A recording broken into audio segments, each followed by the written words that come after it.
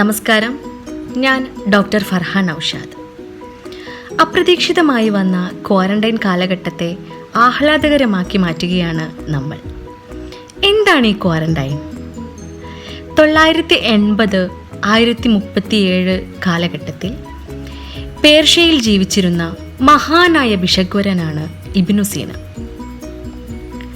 അദ്ദേഹത്തിൻ്റെ the medical encyclopedia എന്നറിയപ്പെടുന്ന അൽ ഖാനൂനു ഫി ത്വിബ് എന്ന ദ ക്യാനൻ ഓഫ് മെഡിസിൻ എന്ന പുസ്തകത്തിൽ പകർച്ചവ്യാധി രോഗങ്ങളുടെ വ്യാപനം തടയാൻ വേണ്ടി നിഷ്കർഷിക്കുന്ന ചില കാര്യങ്ങളുണ്ട്.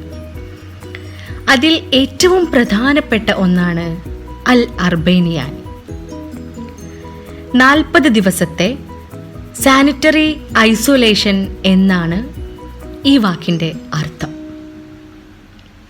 പിന്നീട് 14-ാം നൂറ്റാണ്ടായപ്പോഴത്തേക്ക് ഇറ്റാലിയൻ വേർഡ് ആയ ക്വാറന്റ ജിയോണി എന്ന വേർഡ്, അതായത് 40 ദിവസം എന്നർത്ഥമാക്കുന്ന ക്വാറന്റ ജിയോണി എന്ന വേർഡിൽ നിന്നുമാണ് ക്വാറന്റൈൻ എന്ന വാക്ക് ഉണ്ടായിട്ടുള്ളത്.